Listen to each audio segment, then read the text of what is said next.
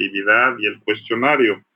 Me faltó, la verdad, un poquito de tiempo en cuanto a, voy a subir, voy a ver si lo puedo hacer mañana, voy a subir sobre todo las observaciones de lo que yo vi. Por ejemplo, en el caso de la actividad, pues básicamente la parte donde había mayores comentarios que hacer era en el último cuadro que había que relacionar con los paréntesis.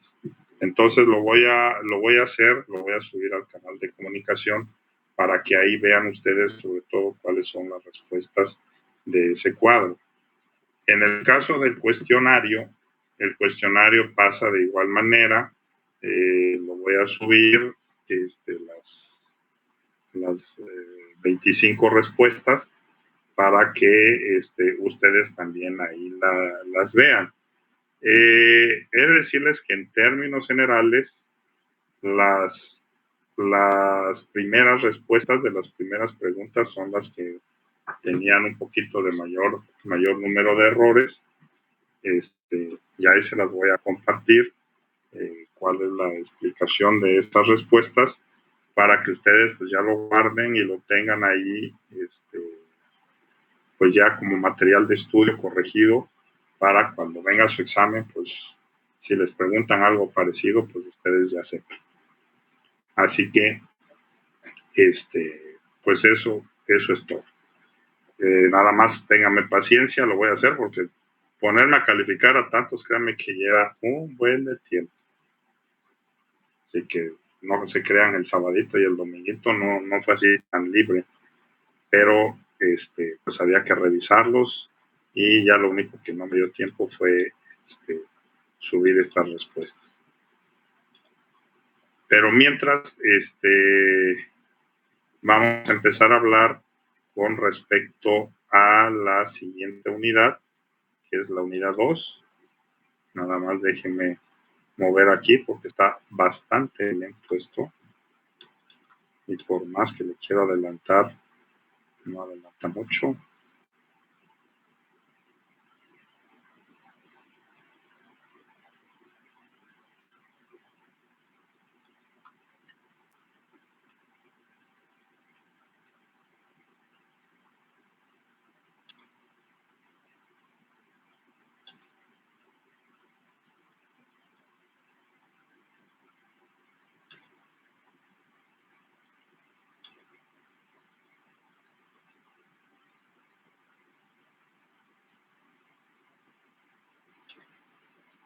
Bien, entonces vamos a empezar a hablar de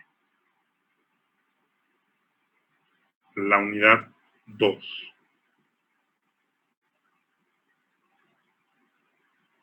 ¿Sí me están escuchando, chavos? Sí. Bueno, ok. Entonces vamos a hablar de la unidad 2, donde ya habíamos dicho que algunos riesgos de mercado son por tipo de cambio, por instrumentos o por instrumentos de deuda, por tasas de interés o por los commodities. Entonces, vamos a hablar un poquito acerca de ellos. Primero tenemos factores exógenos y factores endógenos. Factores exógenos podemos decir que son más los factores de fuera y los factores endógenos son más algún factor de adentro, que muchas veces el factor de adentro también puede ser provocado por los factores que hay afuera. Entonces, si existen riesgos allá afuera que pueden ser los riesgos en tasa de interés, riesgo de tipo de cambio, riesgo inflacionario sobre todo, pues esos en algún momento pueden afectar a las variables internas, que en este caso sería riesgo de liquidez. Hay veces que las empresas por una mala administración, ahora sí que no le pongo la culpa al medio de afuera, sino que por una mala administración, pues hay empresas que traen broncas de liquidez. bueno, eso ya es un tema de que así le puede pasar a cualquier empresa, pero pero digamos que ahí ya es más atribuible a que no has hecho una correcta administración. Pero casos como los que ahorita estamos viviendo precisamente, pues muchas empresas van a ser severamente afectadas por estas variables, pero estas variables se están moviendo mal, no por una mala administración de la empresa, sino porque, bueno, el mercado y todo lo que ya hablamos, de lo que se ha presentado, pues ha hecho que estas variables jueguen en contra de las empresas, y esto hace que pues hoy en día estén hasta en un punto donde pues algunas están al borde prácticamente de definir si cierran o no cierran. En términos aquí de tratar lo que dice esta lámina del riesgo financiero, es en teoría lo que un administrador debe de valorar, cuáles son aquellas variables que pueden darle un impacto financiero a su empresa. Aquellas empresas que exportan, pues van a ser unas, aquellas empresas que importan otras, aquellas que están más en un mercado local, pues también. Depende de la naturaleza del negocio, el tipo de mercado en el que estás. Por ejemplo, los que están en el sector de la construcción, pues también tienen un problema, porque pues dependen obviamente de obras gubernamentales o dependen de la inversión que hace la administración pública, entonces los hace un sector altamente riesgoso. Lo que les está diciendo en esta lámina entonces es que primero las empresas identifiquen si existen o no riesgos financieros. Esto ya lo hemos visto, viene por diferentes tipos de interés, de precio, de tipo de cambio. En este caso del que me voy a concentrar hablando un poquito más es ahorita en el tipo de cambio. Entonces, primero una pequeña definición. El tipo de cambio se refiere al precio de una moneda con respecto a otra. Normalmente le llamamos divisa. Esa es la forma en que lo expresamos de una manera mucho más corta. Esto, ¿dónde vemos el tipo de cambio en el mercado de divisas? Que en este caso, el mercado de divisas, me voy a adelantar tantito, esta lámina, esta otra, aquí, el mercado de divisas, estamos hablando que se conoce como un mercado que no tiene un mercado físico, que aquí, como dice este círculo verde, no tiene una sede física concreta.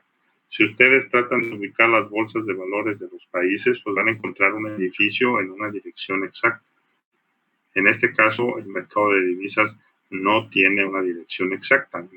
Eso ustedes mismos, desde el momento en que ustedes pueden hacer transacciones entre ustedes mismos de las monedas, pues ya es un mercado de divisas y lo están haciendo ustedes prácticamente en la calle. Aquel que está en una playa y que va a un centro de cambio, una casa de cambio, pues ahí también, es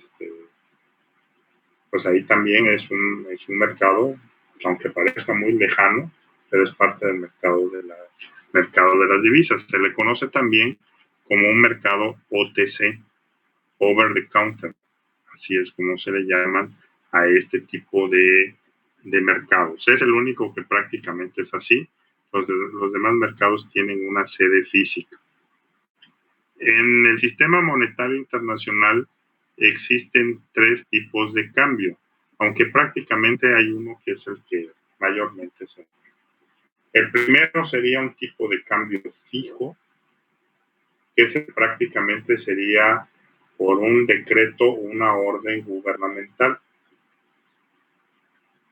En este caso, la orden gubernamental es que dijera, pues yo decreto que el tipo de cambio esté en 20 pesos por dólar. Ok, pues si ya lo dijo el gobierno, pues va a quedar como un mercado fijo.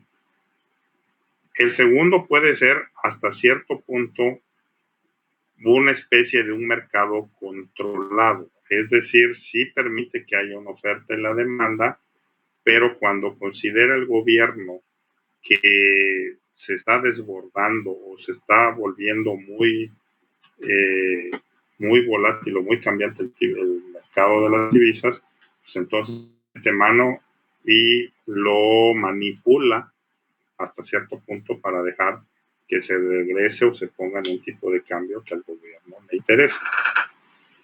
Pero realmente el mercado que más existe pues es el de abajo, que es el mercado fijo, flexible, flotante, o también llamado mercado libre. En este caso, pues ahora sí que nadie interviene, únicamente la oferta y la demanda. En este caso creo que lo podemos ver en nuestro país, pues si el gobierno ya hubiese querido que el dólar no subiera, pues ya hubiera utilizado tal vez el mercado controlado y hubiera buscado que el dólar ya se hubiera estancado, cosa que actualmente eso no pasa. Vemos que el tipo de cambio subió de 19, llegó prácticamente a 25 pesos, después empezó a tener una baja, aunque últimamente pues también está teniendo otra vez una alza. Entonces quiere decir que el gobierno prácticamente no está interviniendo en el tipo de cambio, lo está dejando como tipo de cambio libre. Ahora bien, aquí hay dos cosas. Por ejemplo, decimos, bueno, es la oferta y la demanda. Cuando en un país esto es lo que quisiéramos o lo que queremos mucho, esta parte.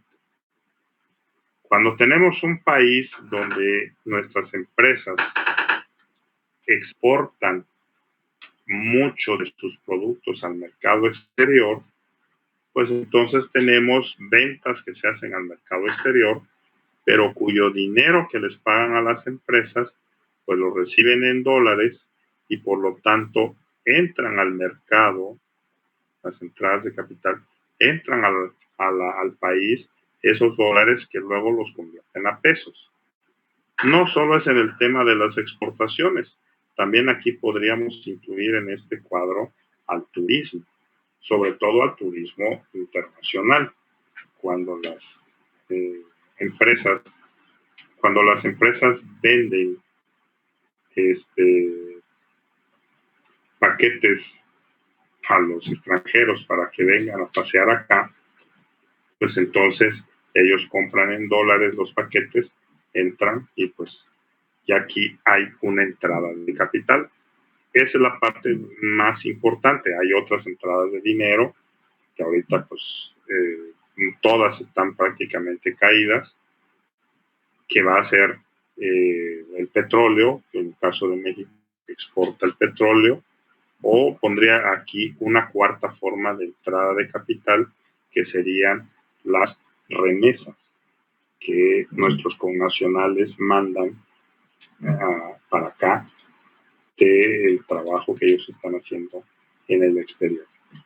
Esta es la parte que más deseamos, que entre muchos dólares, porque toda esta entrada de dólares se van al Banco Central en lo que se le conoce como las reservas internacionales, que no aparece acá, pero es parte de esa, son esas reservas internacionales, y que esas reservas internacionales son las que le pueden dar una importante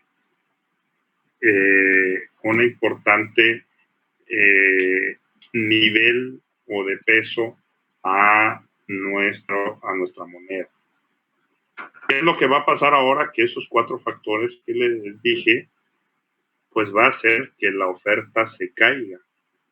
Las empresas exportadoras, alguien me podría decir, no, pues a ellas les va a ir bien, porque antes vendían una tonelada de manzana en dólares de 19 pesos y ahora va a vender la tonelada de manzanas en dólares de 25 pesos. Entonces, ese va a meter más lana. Sí y no. ¿Por qué? Sí, porque efectivamente va a vender sus dólares de 19 pesos, sus manzanas de 19, las va a vender a 25 pesos. Pero ¿cuál es el no? Que como esos mercados actualmente, porque recordemos que lo que está pasando ahorita es una crisis mundial, las economías de esos países, Europa y Estados Unidos y Canadá principalmente, son nuestros principales clientes, y ahorita estamos viendo que ellos prácticamente están en un parón económico. Entonces, pues si antes les vendía yo a ellos 10 toneladas de manzana, pues ahora no les voy a vender 10, a lo mejor ahora les voy a vender 3. Entonces, ¿qué prefieres? ¿Vender 10 toneladas de manzana a 19 pesos o vender a 25 pesos, pero solo 3 toneladas? Entonces, vas a ingresar menos dólares como quiera que sea. En el caso de las otras variables, el turismo, pues ahorita está severamente afectado. Pues yo no sé cuántos turistas de aquí en adelante vayan a venir a nuestro país. Seguramente van a ser pocos. El precio del petróleo ya lo hablamos, se cayó. Creo que hoy, ya hasta a veces ya ni quiero leer las noticias porque ya luego me dicen que se contamina uno de andar viendo pura cosa negativa, pero creo que ya el dólar hoy andaba por ahí de 11 dólares el barril. Entonces, pues ya casi está regalado. En México, pues muy poco por ese lado. Y por último, queda el otro factor importante que significaba una gran fuente de financiamiento para nosotros, que era las remesas. Pues también volvemos a lo mismo de las economías, en este caso principalmente de la economía de los Estados Unidos, es que pues quién sabe cómo le va a ir allá a nuestros hermanos latinos, ¿no? Con esta crisis. Primero la crisis de salud, que quién sabe cómo les vayan a sortear, porque desafortunadamente ellos al no estar de manera legal, pues yo no sé qué tan atendidos puedan ser en hospital, desconozco. Y dos, póngale que logren sortear un poco el aspecto de la salud, muchos de ellos, pero pues al haber una bronca económica en Estados Unidos, pues seguramente va a haber pues va a haber un recorte de personal, las empresas no van a contratar tanta gente, entonces pues es probable que muchos latinos o muchos mexicanos se queden sin chamba también. Y en ese sentido pues van a disminuir las remesas. De esa manera tenemos que esta parte de la oferta quiere decir que va a entrar poco dinero a nuestro país. Y por el contrario, me brinco a esta otra parte que es la demanda de divisas. Por un lado, sí, probablemente nos pase que también que las empresas mexicanas que importan productos, ya sea de materia prima o sean insumos que requieren para, pues para terminar de elaborar un producto, seguramente estas empresas van a importar menos, pero finalmente van a tener que pagar más pesos por cada dólar. También tenemos aquí, en este sentido, no solo las importaciones, también podríamos meter aquí aquellas empresas, que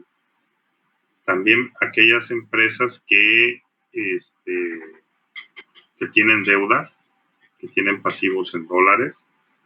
Ustedes dirán, bueno, ¿y quién en su sano juicio se le ocurrió tener deudas en dólares? Pues no olvidemos que llevaba mucho tiempo que el dólar andaba en 19 pesos y que las tasas de interés, como quiera que sea en Estados Unidos, son más bajas que acá. Entonces, tú consigues un financiamiento aquí a una tasa del 12-14%, y allá tú consigues un financiamiento a una tasa del 4, del 3%. Entonces, sí hay un ahorro importante en el costo o en la tasa de interés. Entonces, tenemos por un lado a los importadores que van a demandar divisas. Tenemos por otro lado a las empresas que tienen pasivos en dólares, pero viene aparte una tercera que no aparece en este cuadro, pero que también es tal vez la más importante dadas las condiciones que hoy vivimos. Recordemos que este cuadro pues es bajo condiciones normales de un mercado. En las condiciones que estamos viviendo, pues este cuadro no aplica al 100. Pero ¿cuál vendría siendo ese tercer factor? Y el más importante, pues vendría siendo un factor de confianza. Yo les decía que hay un factor de confianza que juegan los mercados. Si nuestro país manda una señal de confianza a los inversionistas se quedan o los inversionistas vienen. Si hay una señal de que puede ser un año económicamente, no solo este año, si los siguientes años pueden ser años económicamente malos, entonces los inversionistas o van a venir muy poco o simplemente no van a venir. Pero eso es tal vez los que no vienen. Pero aparte recuerden ustedes que hay inversionistas en nuestro país que ya están, y en este caso pueden ser inversionistas extranjeros, inversionistas mexicanos, que agarran y dicen, bueno, pues si México no pinta como un país seguro para invertir, pues agarro mi dinero y me voy a otro lado. Me voy a ir a un mercado pues que no tenga tanto riesgo. Ahorita como están las cosas, pues todos los mercados tienen un grado de riesgo, como están las cosas el día de hoy. Ahorita si me dices cuál es el mercado más seguro para invertir, híjole, pues la verdad es que ahorita sí habría que revisar bueno, pero pues tanto en Europa como aquí en América del Norte, los países están pasando por una crisis muy fuerte y no sabemos realmente qué tan seguros sean esos mercados.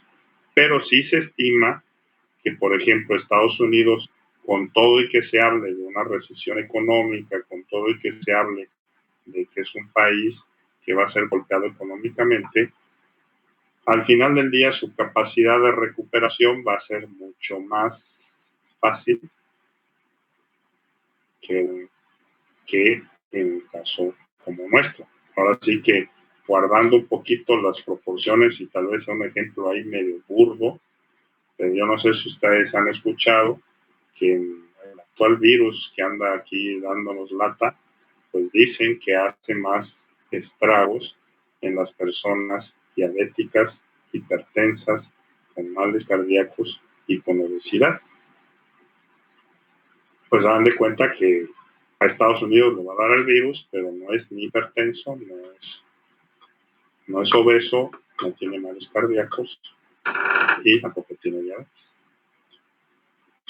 Y nosotros, pues ya no digo que los 4 lo tengamos, pero tenemos alguno de ellos.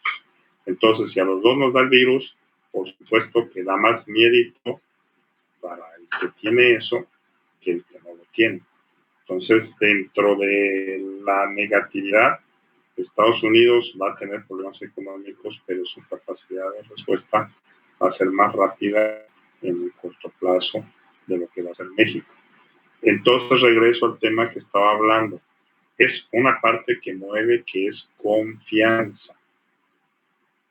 Si los inversionistas ven que no hay la suficiente confianza para invertir, pues entonces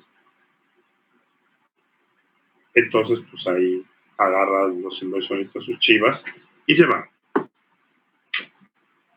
Y eso pues provoca una salida de capitales y una salida de dinero. Por eso es que el dólar ha estado subiendo de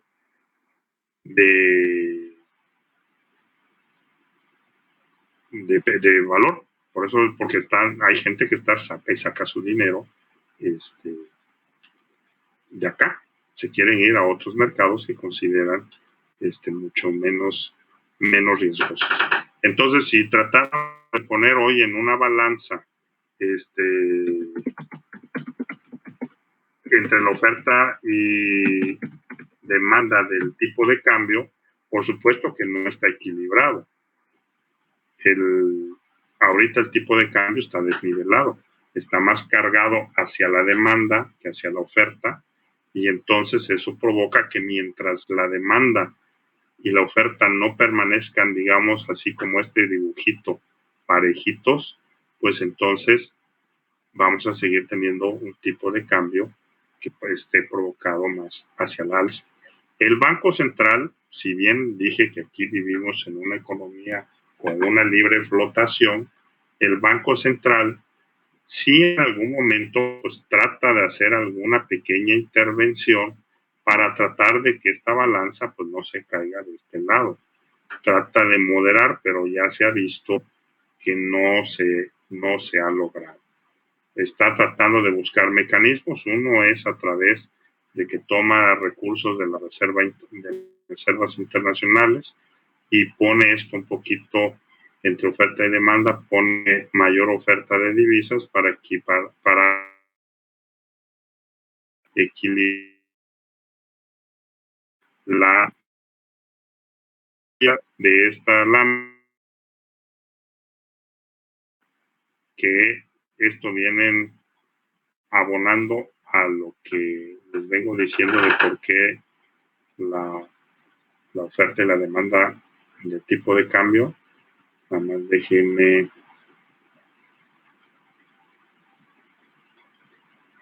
ver si ya lo pueden ver.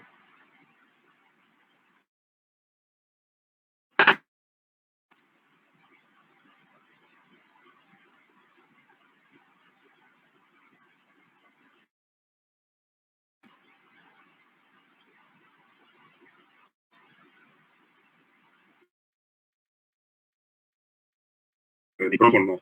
¿Ven esta noticia?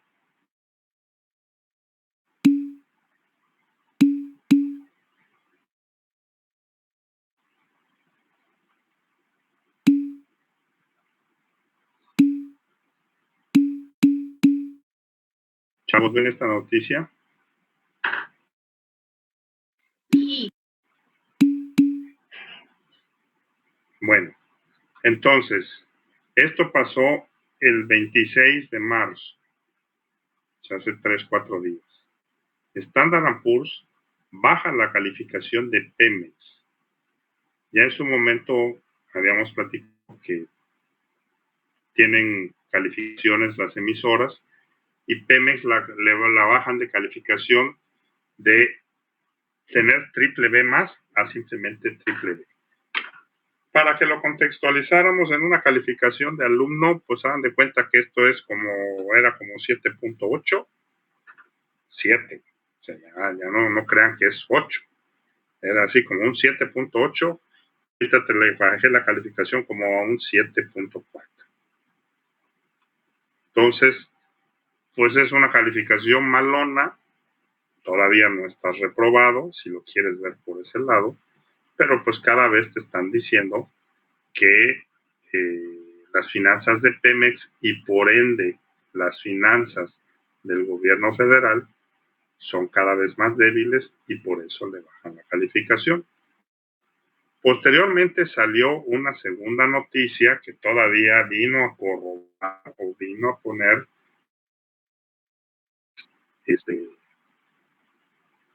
complicado el panorama, porque después de bajarle la calificación a Pemex, que fue el 26 de marzo, pues el 27 de marzo, que estamos hablando el viernes, a las 6:30 de la tarde, sale la noticia de que ahora la misma calificadora Standard & Poor's califica a América Móvil, que es Telcel, Coca-Cola, Kimberly-Clark y Liverpool. ¿Sí? Les baja la calificación y aparte, pues ahí mete de pilón a Televisa, ¿no? Entonces, aquí ya les está diciendo que no solo una empresa de carácter gubernamental, sino que empresas 100% privadas también les está diciendo no son las más idóneas para invertir. Pero para dar el tiro de gracia, ahorita que en la unidad 1 estamos hablando de precisamente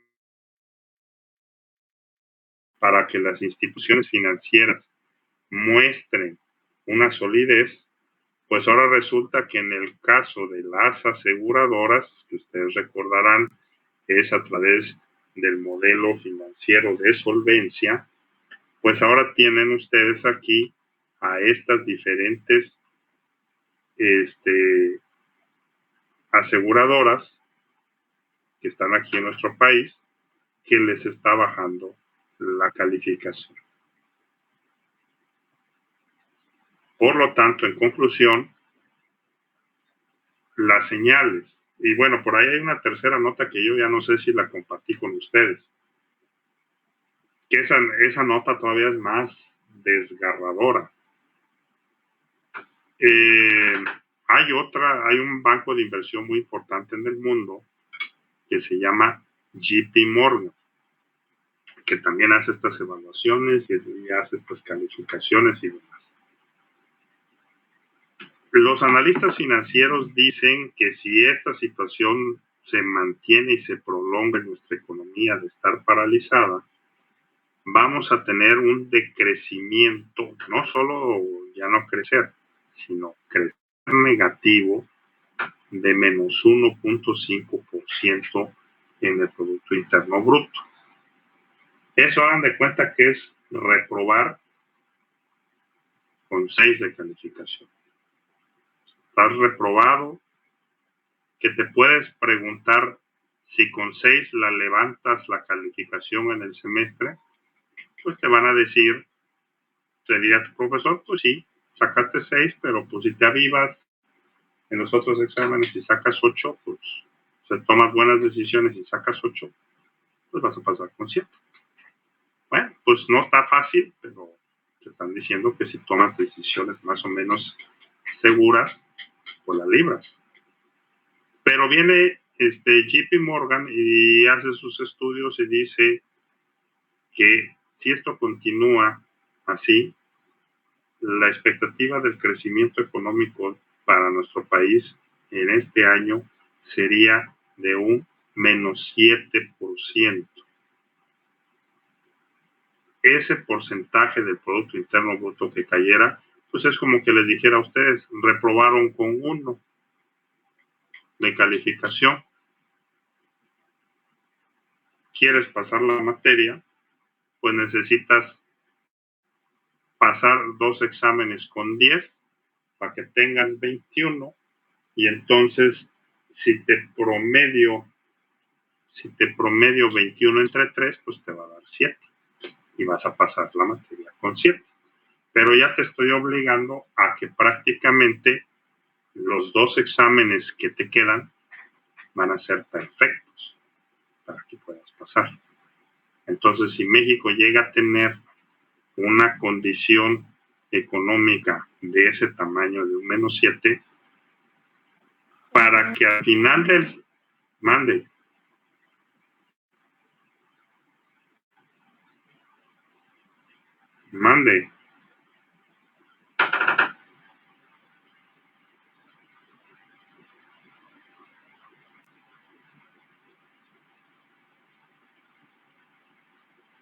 alguien me quería preguntar.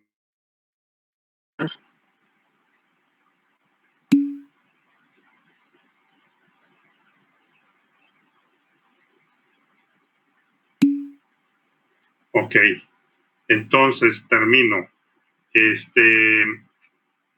Pues para que al final pudiéramos salir aprobados, prácticamente nuestro gobierno tendría que hacer los últimos años que le restarían del sexenio, o sea, estaríamos hablando, a pesar de que solo lleva 2, tendríamos que estar hablando que el año 3, 4, 5, 6 tendrían que ser prácticamente perfectos, es decir, años con crecimiento económico, años favorables en la generación de empleo, en la inversión, en control de la inflación, etcétera, para que entonces pudiéramos hablar que nuestro país podría compensar ese menos 7% con los años que tendríamos favorables en los próximos, que sería el equivalente a sacar 10 de calificación en los demás años. Así que, pues no está nada fácil, chavos. Es una situación con un panorama bastante sombrío. No pintan bien las cosas. Cada día las noticias que salen, lamentablemente, son noticias económico-financieras negativas. Nos dan a entender que es un riesgo que existe en el mercado alto y por lo tanto, regresando a la lámina que les estaba explicando, pues ahí tienen ustedes la razón de por qué en el mercado de las divisas el día de hoy existe más demanda de dólares que oferta de dólares. ¿Qué es esto? Y mientras exista muy cargado la demanda, no vamos a ver un tipo de cambio que ya se estabilice. Así que cualquiera que les pregunte a ustedes que si consideran que el tipo de cambio ya llegó hasta donde llegó, pues la respuesta al día de hoy es que probablemente, digo, aunque no lo sabemos, probablemente si siguen los factores negativos, vamos a ver todavía un tipo de cambio presionado a la alza. ¿Alguna duda, chavos?